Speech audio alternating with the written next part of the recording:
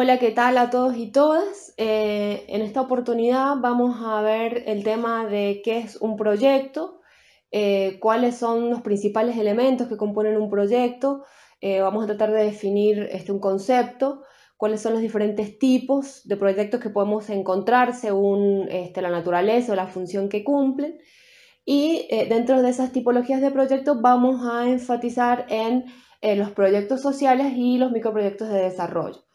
A su vez, también vamos a adentrarnos en el ciclo de vida de los proyectos y cuáles son los principales momentos y también cuál va a ser la función que cumple el agente o el agente externo en cada una de estas fases del ciclo de vida de un proyecto.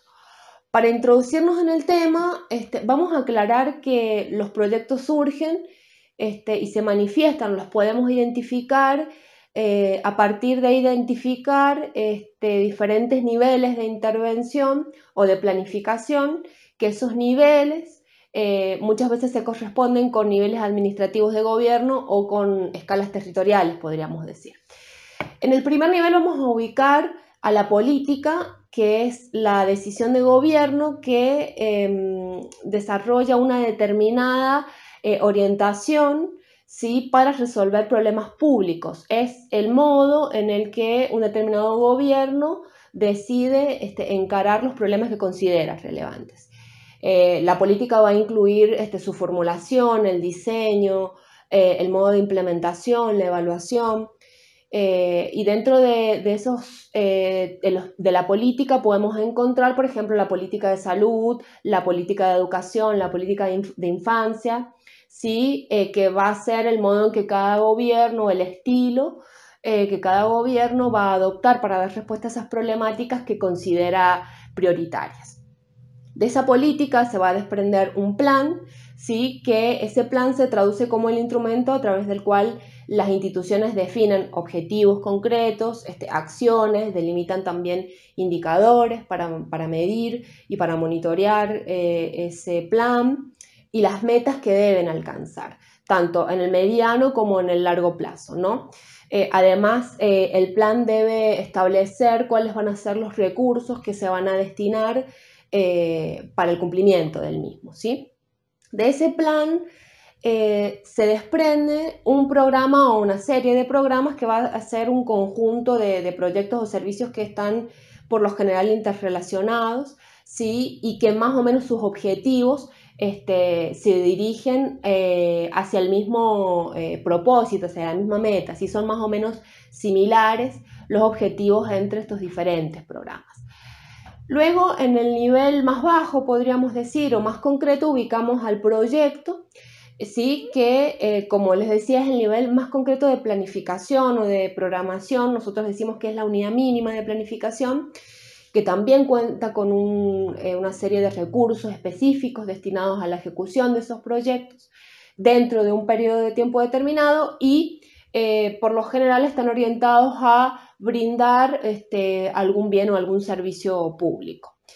En la gráfica podemos ver cómo se organizan y se expresan estos diferentes niveles de intervención desde el nivel de la política, pasando por el plan, el programa y el proyecto, ¿sí? Quizás desde la escala más elevada ubicamos a la política y luego de ello se va desprendiendo el plan, programa y proyecto.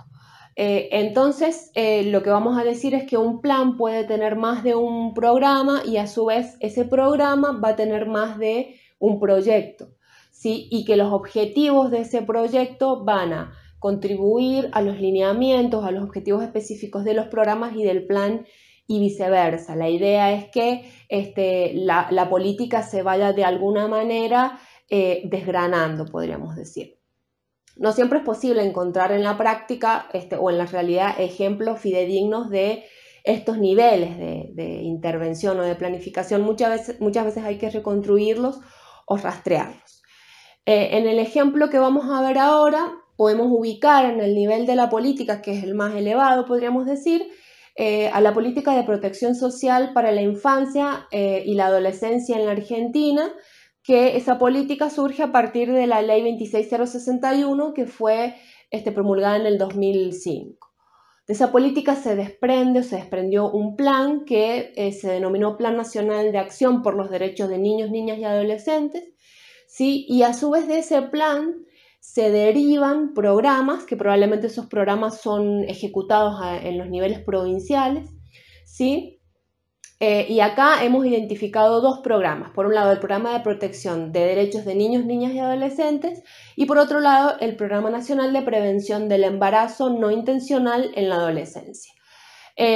Probablemente hay muchos más programas, pero a su vez esos programas tienen unidades más específicas de ejecución, ¿sí? En donde ubicamos, por ejemplo, en el programa de protección de derechos de niñas, niños y adolescentes el proyecto de equipos profesionales zonales y o municipales, el proyecto 102 para niños y niñas en riesgo, y dentro de lo que sería el Programa Nacional de Prevención del Embarazo no intencional en la adolescencia, identificamos a nivel de proyecto de actividades más concretas, actividades de promoción comunitaria, proyectos comunitarios, y un proyecto de consejería de salud sexual y salud reproductiva. Ahora bien, para profundizar qué es un proyecto, como ya anticipamos, los diferentes niveles de intervención, el proyecto se ubica en la unidad mínima de asignación de recursos para el logro de objetivos específicos, es decir, es una unidad bien concreta, ¿sí? Todo proyecto tiene una visión de futuro, es decir, implica que hay un deseo, una decisión y una voluntad de querer cambiar algo, de la realidad social que nos compete, de la cual, digamos, necesitamos modificar una problemática o satisfacer una determinada necesidad, ¿sí? Además, el proyecto debe tener una localización espacial y geográfica. Esto significa que como unidad específica siempre se va a anclar en una determinada comunidad, en un barrio, en alguna organización, en una institución de base, ¿sí? Olga Nirenberg nos va a decir que el proyecto es una intervención planificada, con un tiempo y con unos recursos acotados que a través de un conjunto de actividades que están interrelacionadas van a dar respuesta a un problema determinado, ¿sí? A continuación podemos ver una definición del profesor Esteban Tapela, una definición más acabada, si se quiere, que reúne todos estos elementos que venimos mencionando que caracterizan a un proyecto. Entonces, ¿qué es un proyecto? Es un conjunto de actividades espacialmente localizadas y articuladas de manera lógica, las que orientadas a generar una serie de productos buscan lograr un resultado, ¿sí? Un resultado específico en un periodo de tiempo dado. Estas actividades suponen el uso de recursos materiales, naturales, humanos e institucionales determinados y esperan contribuir en el largo plazo a la transformación de una determinada realidad socioeconómica, es decir, generar impactos.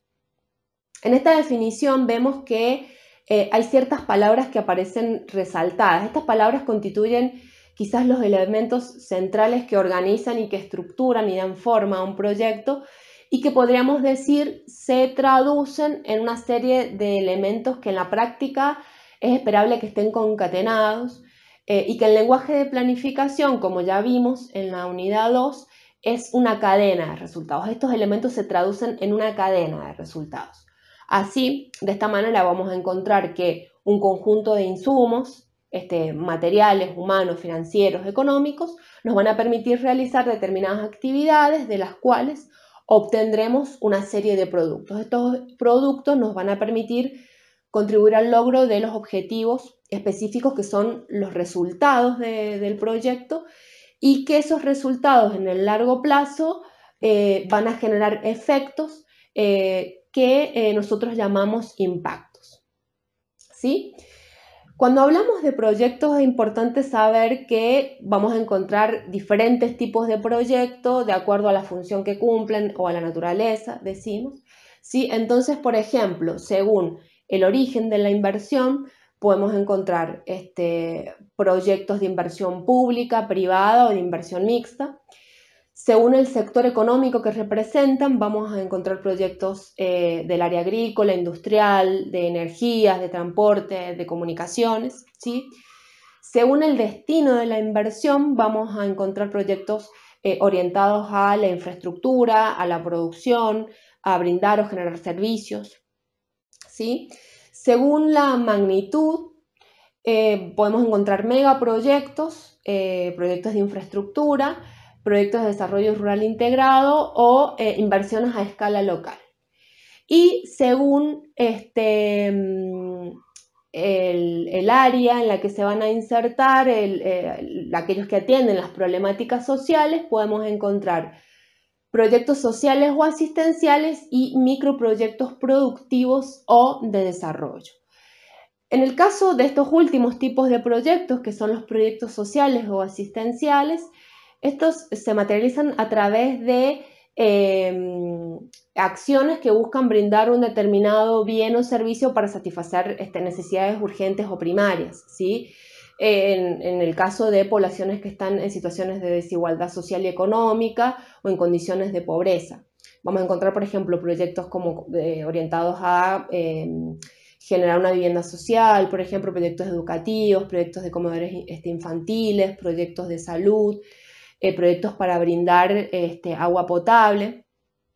En el caso de los microproyectos productivos o de desarrollo, estos se materializan a través de pequeños emprendimientos, por ejemplo, para generar ingresos, o proyectos asociativos o de redes, o para generar una cadena de comercialización a escala local, o proyectos de microcrédito o cooperativas y otras iniciativas que por lo general se encuentran dentro del modelo de economía social y de economía informal. Este tipo de proyectos, tanto los asistenciales o los sociales como los microproyectos de desarrollo, son los más comunes, los campos en los que más comúnmente nos vamos a insertar como trabajadores y trabajadoras sociales.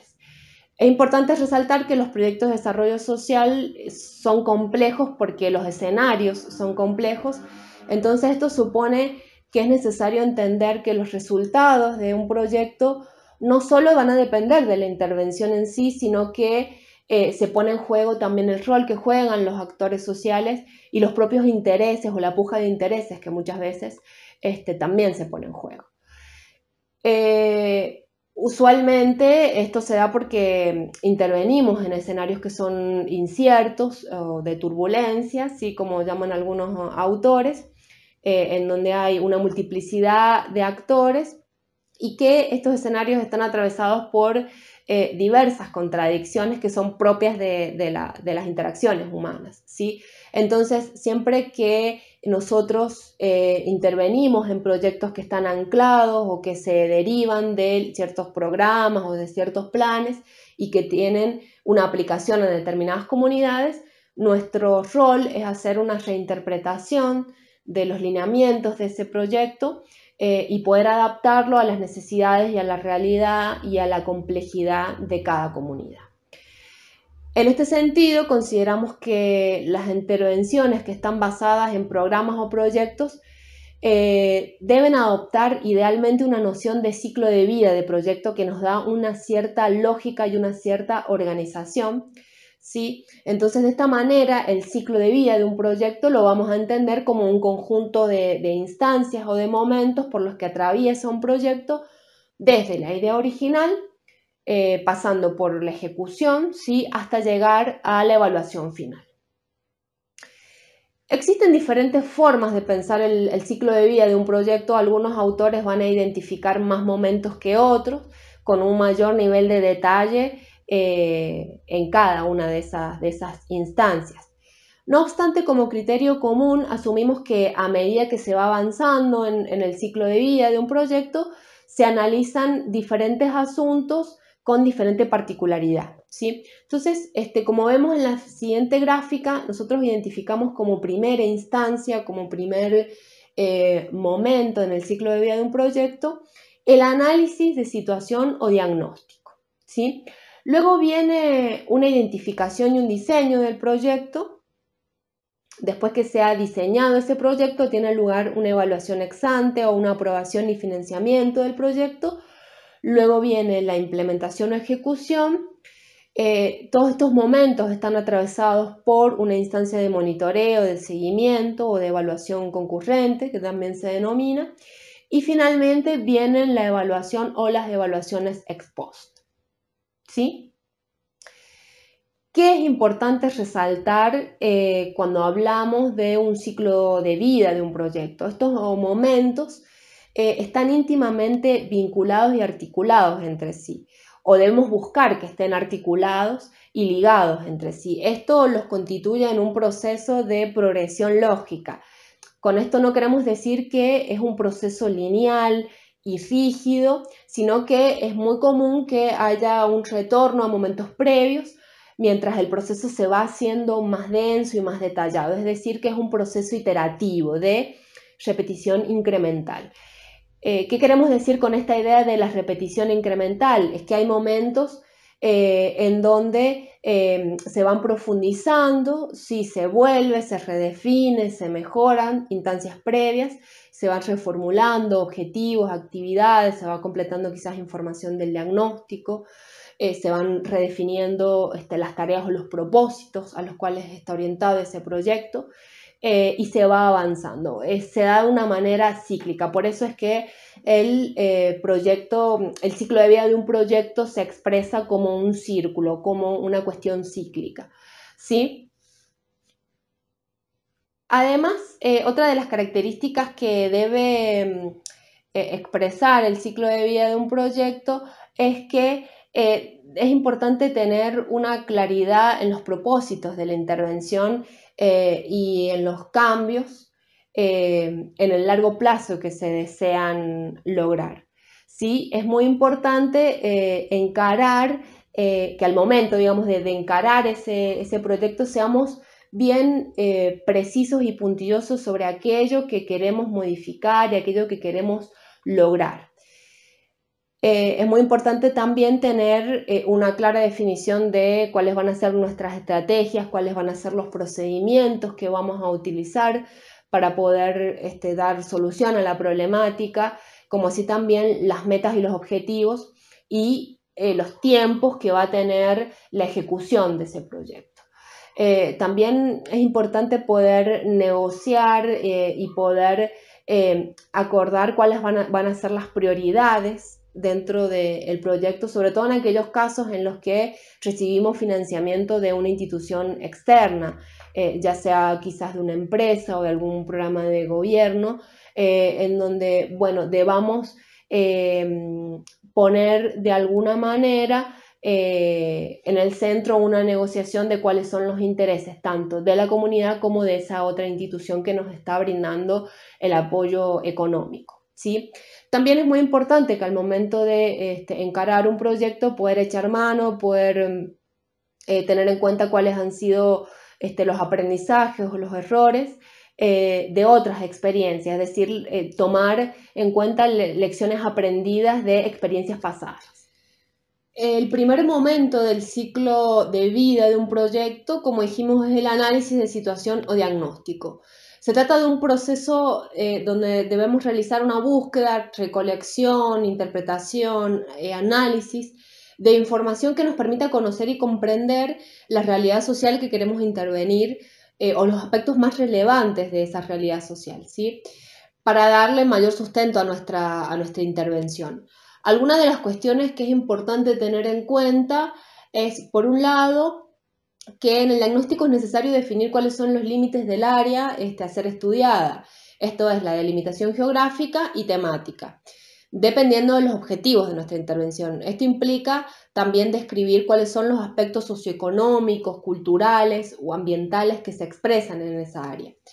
En este sentido, siempre sugerimos utilizar fuentes secundarias, es decir, otra información que ya haya sido generada de otras estadísticas, y porque eso nos acelera el proceso de obtención de información y de procesamiento.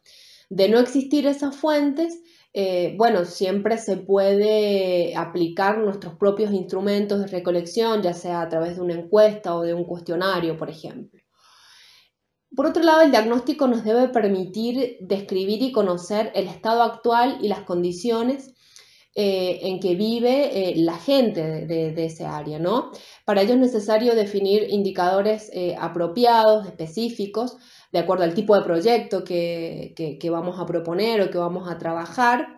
Entonces, por ejemplo, si estamos trabajando con un proyecto productivo que busca generar ingresos económicos a una comunidad, los indicadores que van a ser más apropiados o pertinentes van a ser, por ejemplo, la tasa de desocupación, poder relevar el índice de necesidades básicas insatisfechas, la línea de pobreza, la línea de indigencia, el PBI, ¿sí? Bien, además de conocer el estado actual, es muy importante identificar cuáles son las tendencias y las respuestas que viene teniendo la comunidad frente a las condiciones o a sus propias problemáticas. Es decir, cómo esa situación se ha venido expresando en el tiempo y cómo la propia comunidad ha ido respondiendo, ¿sí? Por otro lado, el diagnóstico nos debe permitir preguntarnos en este sentido cómo han cambiado las cosas, si la situación está de la misma manera, si ha mejorado, si ha empeorado, si se están haciendo frente a esas problemáticas, quiénes están haciéndose cargo de dar respuestas, qué resultados han obtenido, qué temas o qué situaciones son urgentes de atender, ¿sí? Por otro lado, el diagnóstico nos debe permitir poder dar cuenta e identificar cuáles son las temáticas más significativas o las problemáticas más significativas que requieren atención. En este sentido, es muy importante poder hacerlo desde el consenso y desde la participación, es decir, que la propia comunidad pueda priorizar y decidir y decir cuáles son esas urgencias que es necesario atender, ¿sí? Otra cuestión que el diagnóstico nos debe permitir es poder identificar cuáles son los actores clave que se ponen en juego al momento de pensar nuestra intervención, ¿sí? Y que están también trabajando en esos asuntos o en esas problemáticas dentro de la comunidad o de la organización o del área en la que estamos pensando intervenir. Esto supone analizar cómo los diferentes actores, cuando hablamos de actores, no solo nos referimos a personas individuales, sino también a grupos, a instituciones o organizaciones. Nos preguntamos cómo van a ser potencialmente afectados por nuestra intervención, ya sea de manera positiva o negativa. Y también es necesario hacer un análisis de alguna manera prospectivo, ¿sí?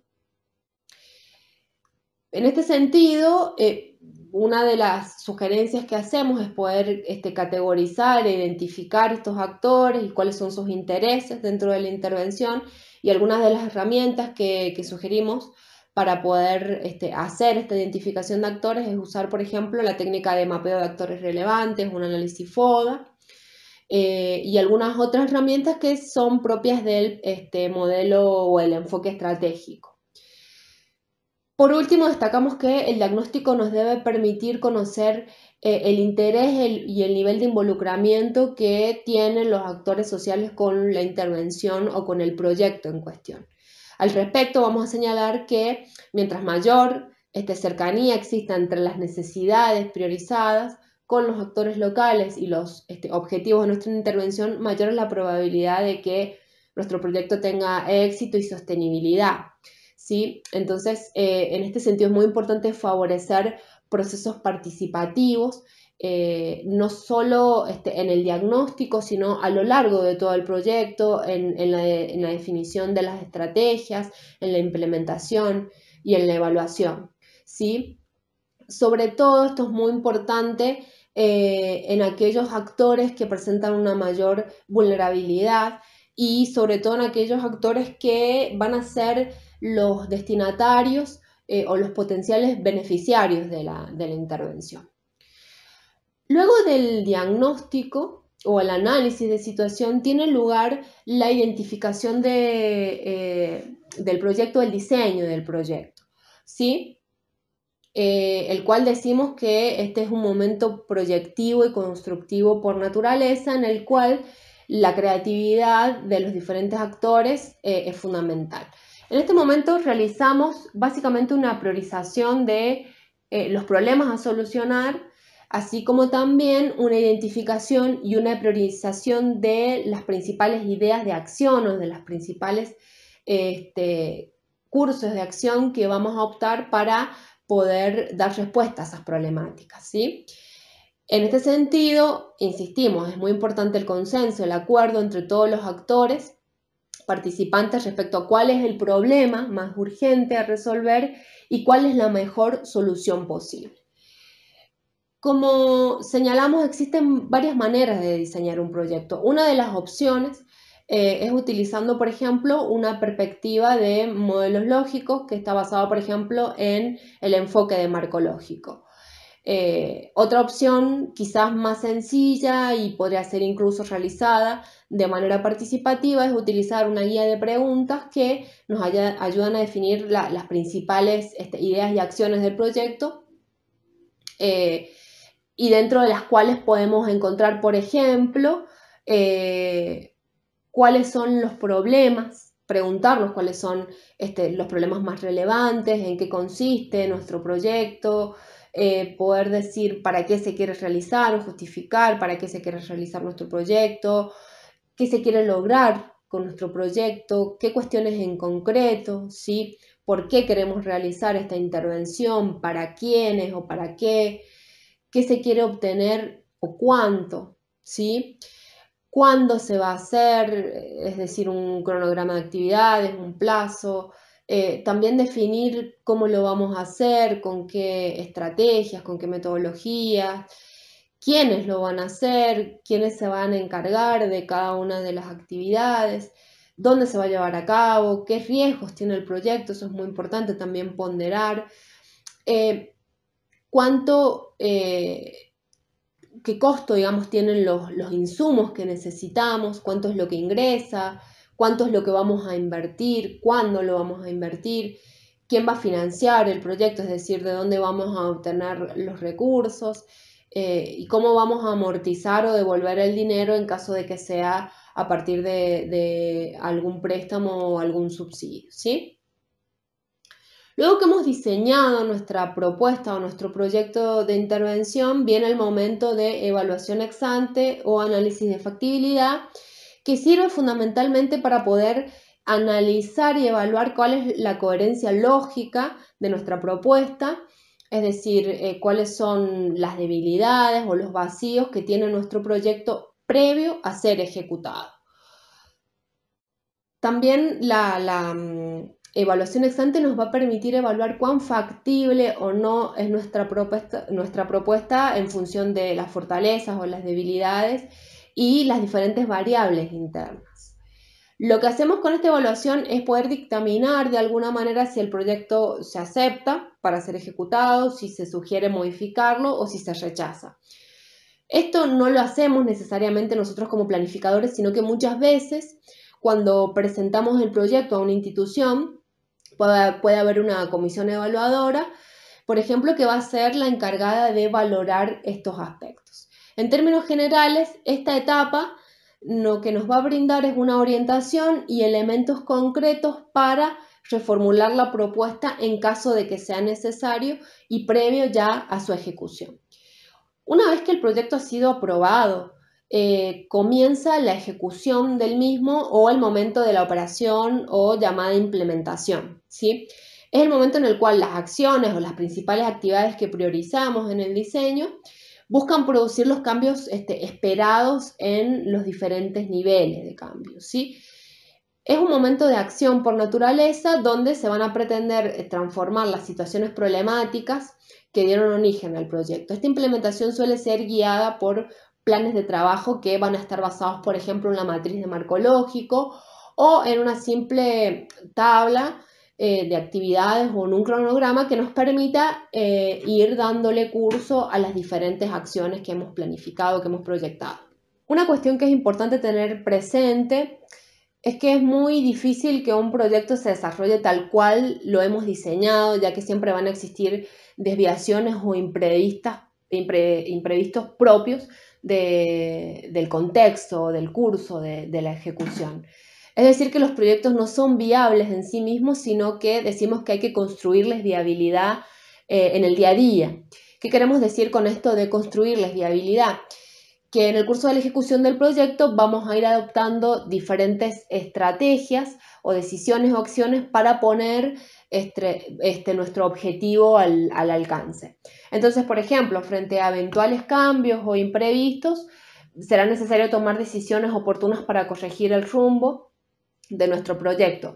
Para esto es imprescindible poder diseñar un adecuado sistema de monitoreo y seguimiento del proyecto, que es el momento que vamos a profundizar a continuación.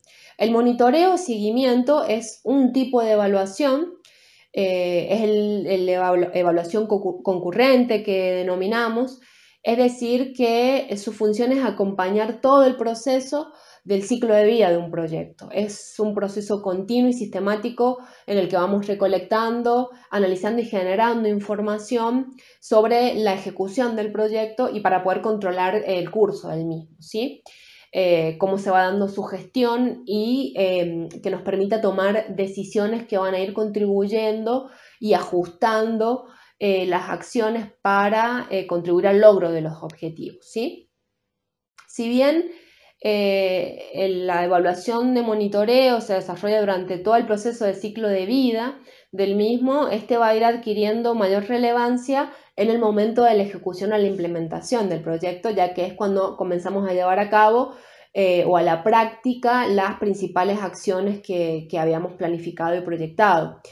Y es cuando empiezan a surgir los imprevistos o situaciones no deseadas que van a ir obligando a redireccionar el curso del proyecto. Algunas de las preguntas que nos podemos ir haciendo a partir de la evaluación de monitoreo es preguntarnos si se están implementando las actividades que habían sido previstas, cómo está funcionando el proyecto, si funciona bien y por qué funciona, y si no funciona bien, por qué no funciona bien. Si las actividades se están llevando a cabo de acuerdo a los objetivos que esperábamos lograr, si están realizando los desembolsos a tiempo, en el caso que hemos acudido a un financiamiento externo, si los diversos actores están participando de las actividades o si no, si es necesario ajustar determinadas acciones o actividades, ¿sí? En líneas generales es importante destacar que el seguimiento es mucho más importante de lo que muchas veces se cree. El criterio esencial que nos va a permitir determinar la calidad del seguimiento es saber si efectivamente la información que generamos a partir de ese monitoreo nos va a permitir mejorar la conducción del proyecto, ¿sí? Una vez finalizada la ejecución del proyecto, tiene lugar la evaluación final.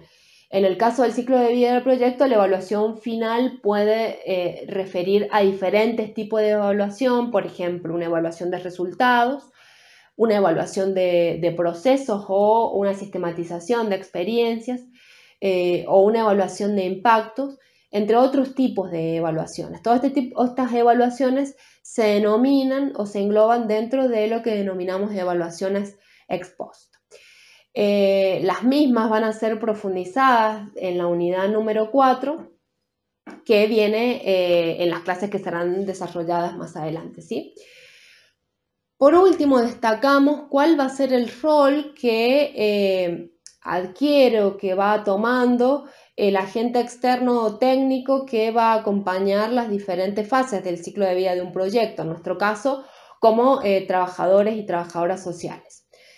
Entonces acá señalamos que en los primeros dos momentos, el de diagnóstico y el de identificación del proyecto, el agente externo tiene una función más bien de animador y promotor, donde su tarea va a ser acompañar asesorando para identificar adecuadamente cuáles son los problemas y para poder enfrentar con el proyecto y orientando en la formulación del mismo, ¿no?